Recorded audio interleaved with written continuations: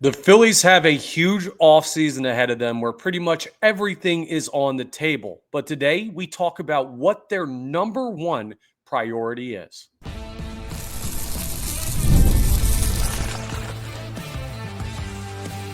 You are Locked On Phillies, your daily Philadelphia Phillies podcast. Part of the Locked On Podcast Network, your team every day. Yes, this is Locked On Phillies. I'm your host, Connor Thomas. Thank you so much for joining us today. We come to you as part of the Locked On Podcast Network, your team every day. Locked On Phillies, your number one place for Monday to Friday, daily Philadelphia Phillies content. Appreciate you joining us. You might know me from some of my other work in the sports talk space. I've been on air over at 97.5 The Fanatic doing sports talk radio here in Philadelphia for over 6 years. I've been a credentialed Philadelphia Phillies media member for the past 4 seasons, and this is now my 4th year as the host of Locked On Phillies. Today's episode is brought to you by FanDuel. Right now, new customers can bet just $5.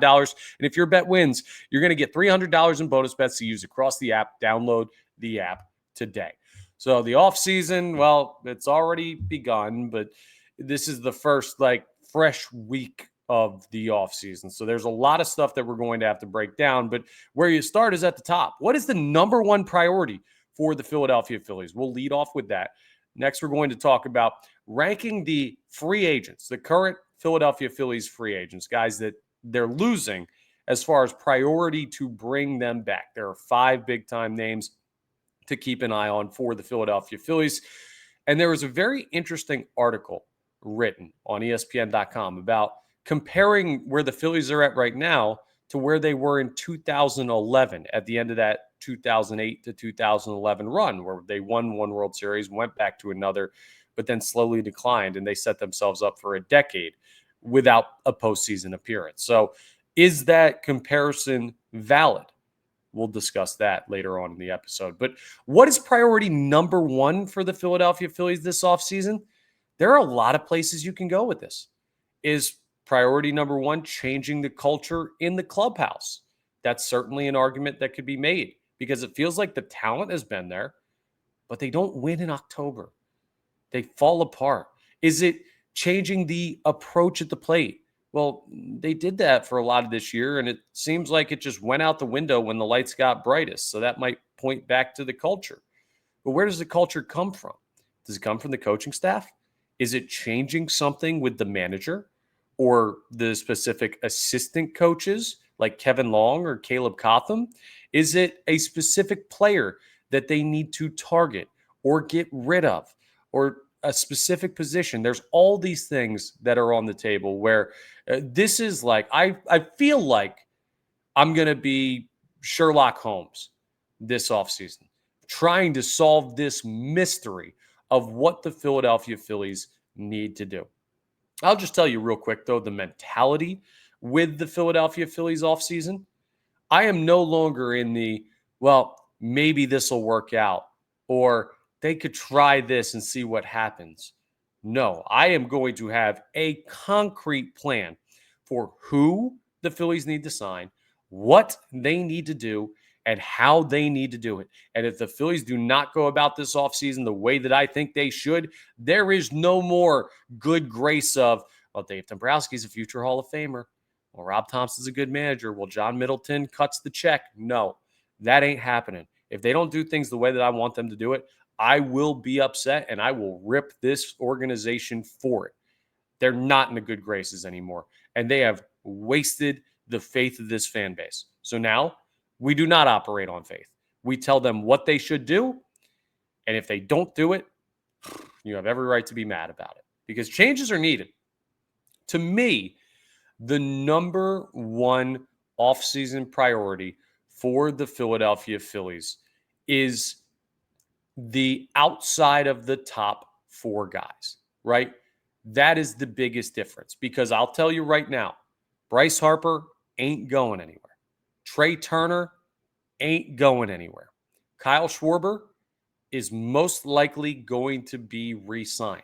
At some point, as we go through these final couple of weeks of October, we will do a little stay or go exercise. I'm not there yet. I want to give it a little bit more time to bake in of what we saw and what the season was and Frankly, we're going to have a lot of time to talk about a lot of stuff because the Phils aren't playing games anymore to react to. But stay or go, a lot of these top guys, when I look at Harper, Schwarber, Turner, are going to be stays.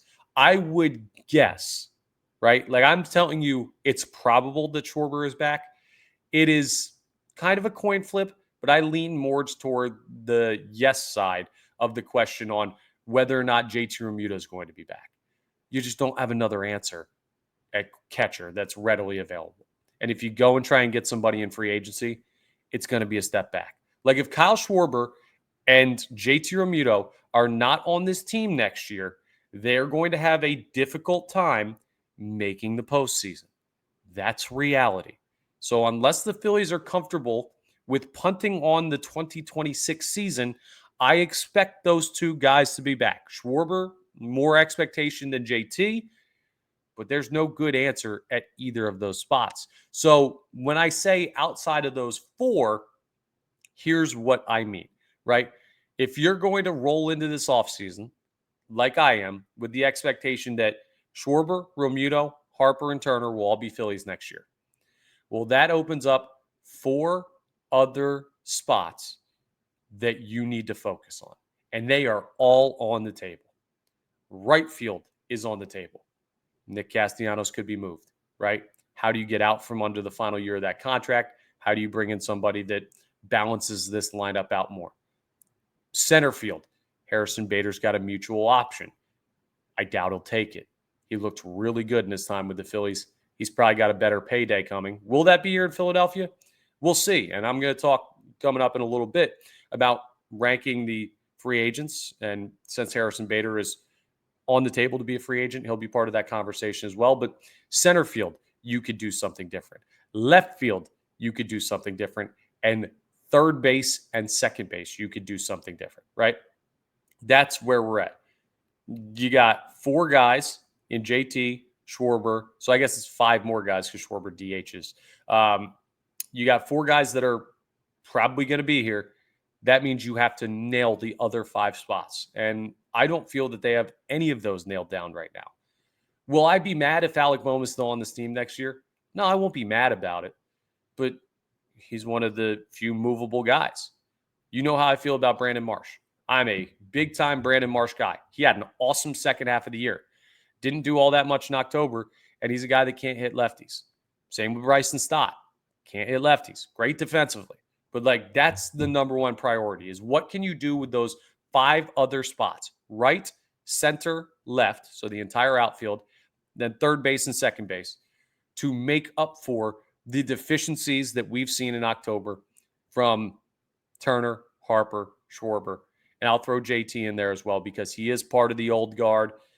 He was good in this series against the Dodgers that just finished up, but he's another year older. He's going to be 35 next year as a catcher with a lot of miles on those tires. So that's what it is. I'm going to tell you this right now. If you're a trade Trey Turner guy, if you're a trade Bryce Harper fan, right? If you're a don't sign Schwarber fan or let JT walk fan, those other 2, at least they're going to free agency. But if you think that the core of this team, as far as the stars, is changing this offseason, you are screaming into the void. You are wasting your time. It is not going to happen. Now, if you ask me, right, you ever play, I forget what style of poker it is, though, where they deal you 5 cards and you can, like, trade some in. You could trade your whole hand in if you want to. Like, if I could trade in this whole Phillies roster and just say, start over, there would be fans that would be in favor of that. And I think it'd be an interesting opportunity. But the fact of the matter is, there are certain guys that are going to be here. So the number one priority is maximizing the 5 spots outside of catcher, DH, first base, and shortstop. And we'll just call Trey Turner shortstop for now, because at some point this offseason, we will have a conversation about him potentially going to second base. But that's the number one priority, right? Like, you might say signing Kyle Schwarber is the number one priority. Sure, that's important. But at the end of the day, even if you do sign Kyle Schwarber, let's just transport to a year from now.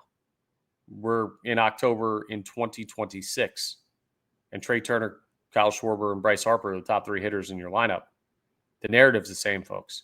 The only way it changes, like the only way logically the Phillies can make changes that have an impact, are in those other spots, the non-star spots. You need to get more out of those players. How many teams around baseball this year have non-stars that made the All-Star team? I want you to go ahead and look at that, because there are guys on a lot of good teams that came into this year as maybe they're a guy, and they put together an incredible season, and they're lifting their teams to postseason success.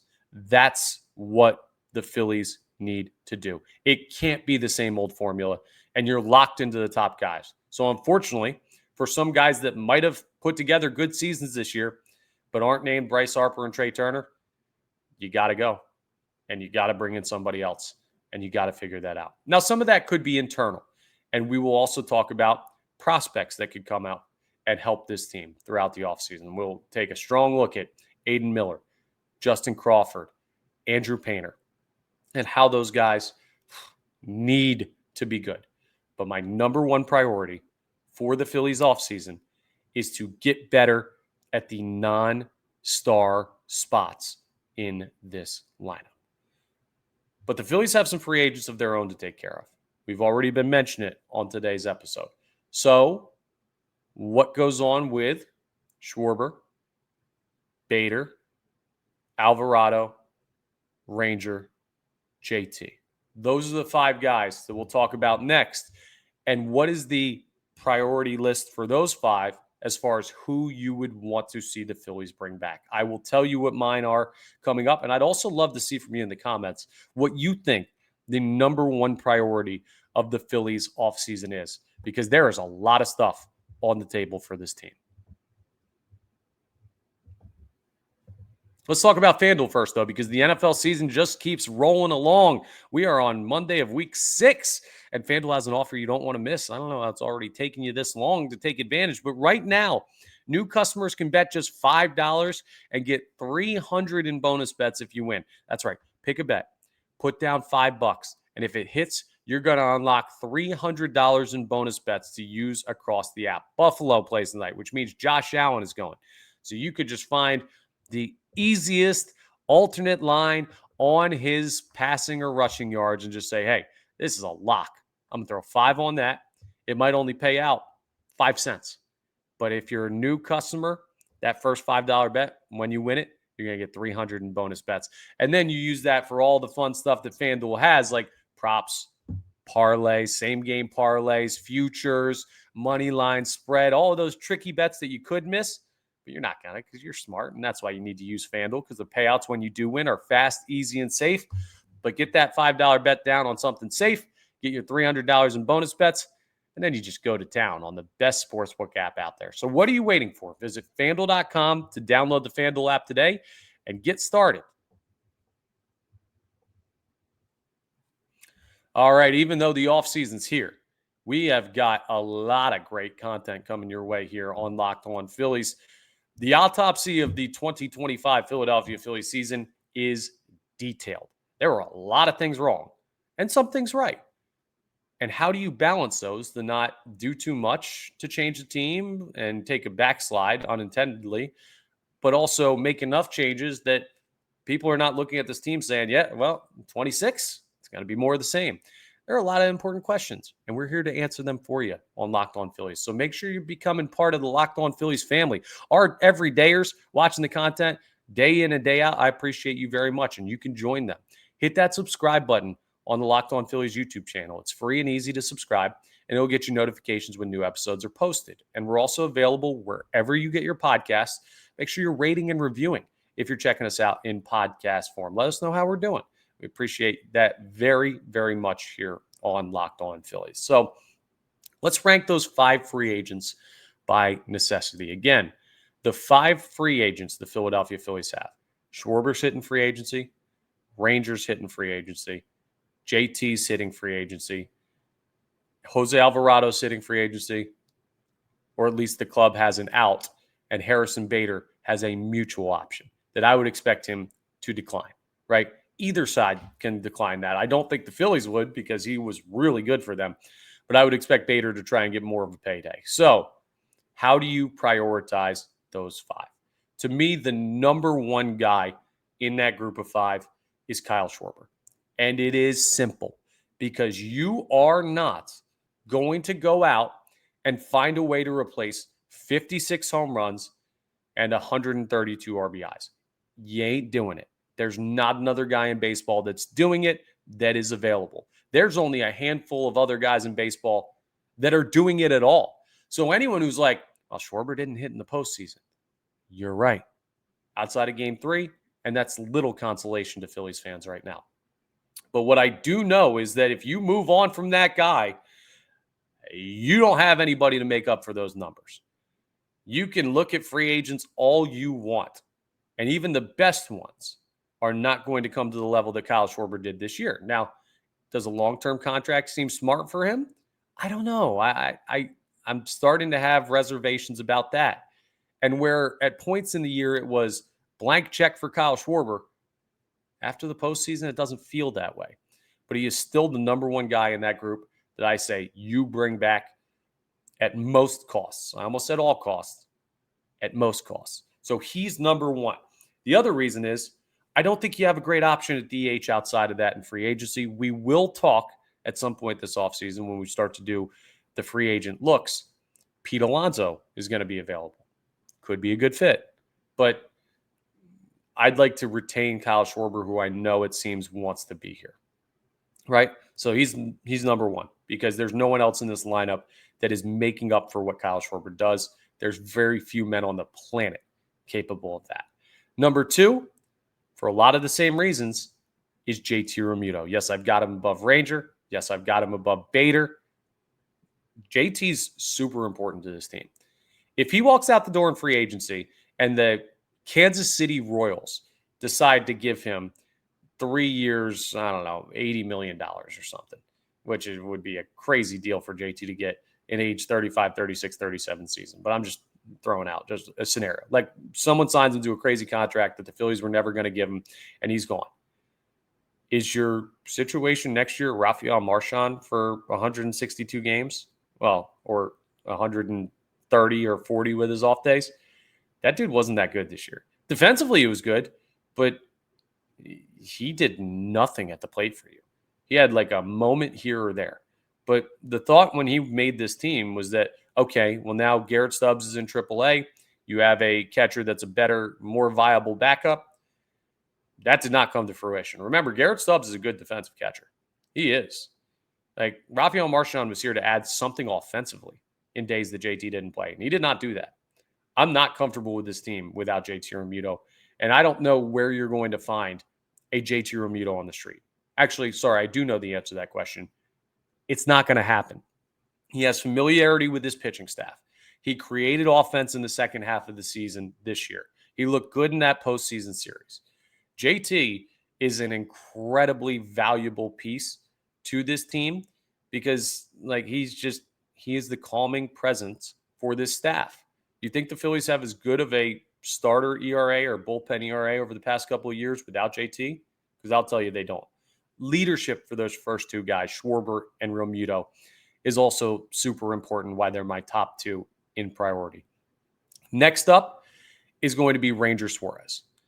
Now, Ranger is lower than JT and lower than Schwarber, not because I think Ranger is the lesser baseball player. He's a great pitcher. But there's a way you can put together a rotation without Ranger Suarez next year.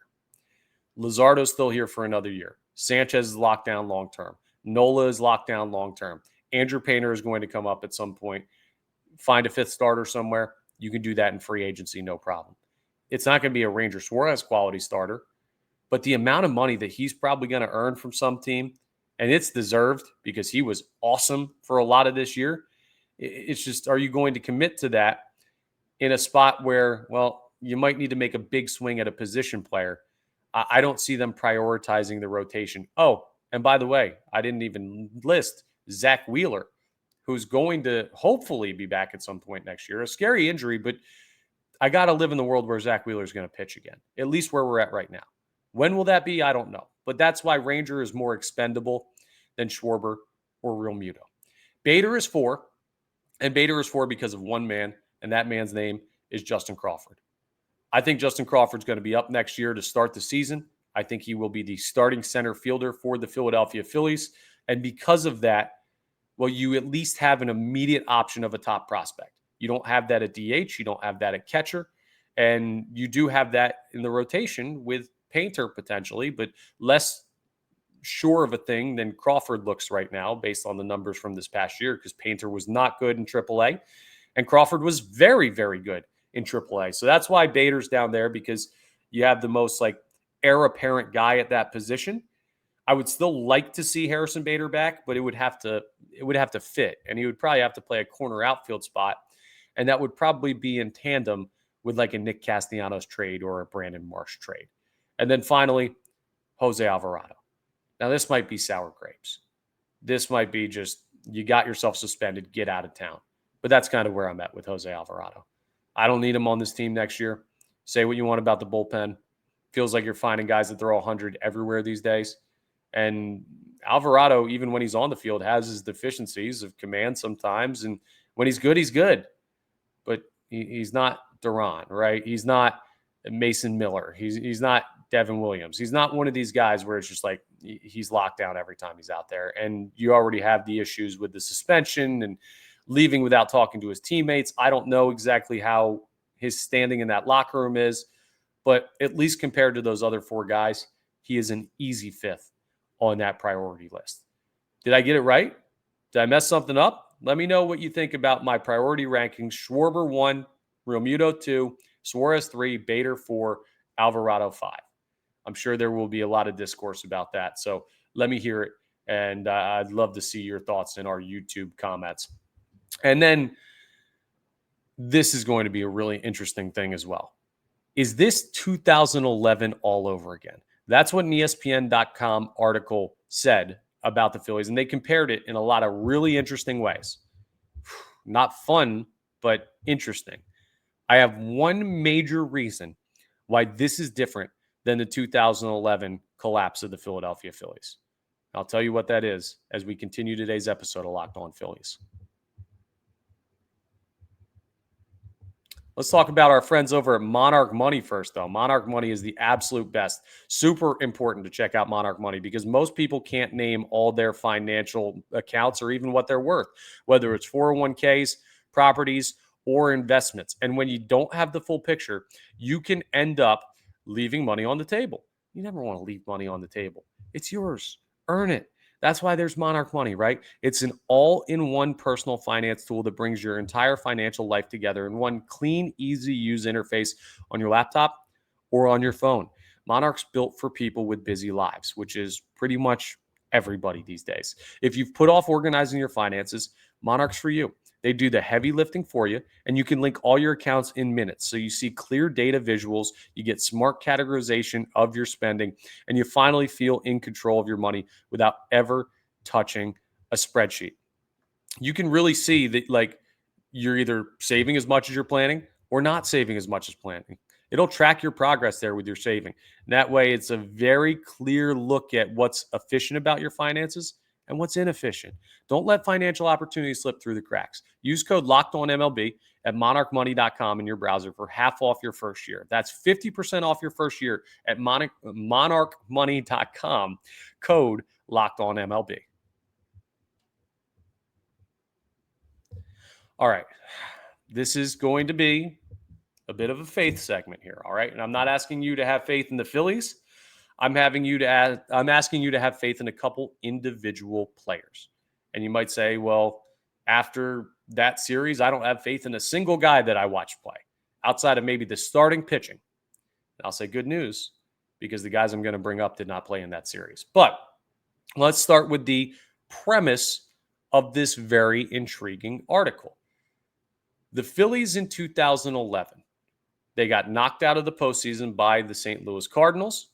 And from that point, after a steady decline, World Series winner, World Series appearance, NLCS appearance, NLDS appearance, and then it was all over. Remember, they didn't have the wild card series back then. So the format is a little bit different, which is something I'm going to talk about in a second. But they got knocked out in 2011. And then 12, 13, 14, 15, 16, 17, 18, 19, 20, 21, all postseason-less years did not make it in that time frame. 2022 ended that streak. But the comparisons are uncanny. The Phillies get knocked out in 2011 in a one-run ball game in a devastating way. Ryan Howard goes down with a torn Achilles after grounding out to make the final out of that series. It was brutal. Felt nearly as brutal as the Orion Kerkering moment in Game 4 in this NLDS. Roy Halladay, the ace of that staff, he was 35. He had shoulder issues. He was never the same. Zach Wheeler, 35, shoulder issues. We'll see if he's ever the same. There's a lot of comparisons between where that core of Utley, Howard, Rollins sat compared to Harper, Turner, Schwarber. And you could see the similarities easily at just even face value, right? High-paid players, long-term deals, aging, injuries are starting to become a factor. They didn't handle it the right way. There are two major differences. One I've already kind of noted, which is the postseason structure is different in modern Major League Baseball than what they had in 2011, right? You had to be one of the top teams or you're not making it. It starts with a wild card game, not a series, and then you're just right into the NLDS, right? You get one shot at it to extend your season to 163 games, and then you're right into the DS against one of the top 4 teams from each league. But, well, top 3 teams for that league because the wildcard team is the 4th there. But anyway, so there's more room for you to make it in. The Phillies' most successful postseason year was when they were the final wildcard team. So there will still be this narrative, maybe not for the Phillies, but for teams around baseball, just well, you make it in, anything can happen. And it's a fair narrative. And it's not one that I'm telling you should believe in for the Phillies, especially right now when so many people are down on this team. But it's a different playoff structure that needs to be accounted for. It'll be easier for them to continue to contend because of the extra spots. But there's one big difference. Do you know who the number one prospect was for that Philadelphia Phillies team in 2011? It was Dominic Brown. Some other names that were down there, like Vance Worley was in the top 10 of the prospects list for the Phillies at that point. And there was a lot of guys who never really did anything. I can't promise you sitting here today that Justin Crawford, Andrew Painter, and Aiden Miller are going to be perennial all-stars for the Philadelphia Phillies. We don't know. We've seen great prospects get called up and do nothing. We've seen average prospects get called up and be great. And we've seen players work out as projected. So we'll see is my point. But the cupboard was bare in 2011 because they had gone out and gotten Roy Halladay. They had gone out and gotten Cliff Lee. They had gone out and gotten Roy Oswalt. They had gone out and gotten all of these guys where they had front-loaded their team, win now superstar or star players. They emptied the farm system and moved the prospects. Ruben Amaro Jr. sold out for that team, and it didn't work out to the point where, listen, we know people used to call him Ruin Tomorrow Jr., which, I mean, it's catchy. Is it fair? That's a debate for 15 years ago. But we know where they were as far as the minor league system. The Phillies are not there. The one credit that I will give to Dave Dombrowski in his feel for this year is that you didn't move Painter, you didn't move Miller, you didn't move Crawford, right? Because if indeed the Phillies fell short again, and we know that they did, you need to have some life coming from the farm system.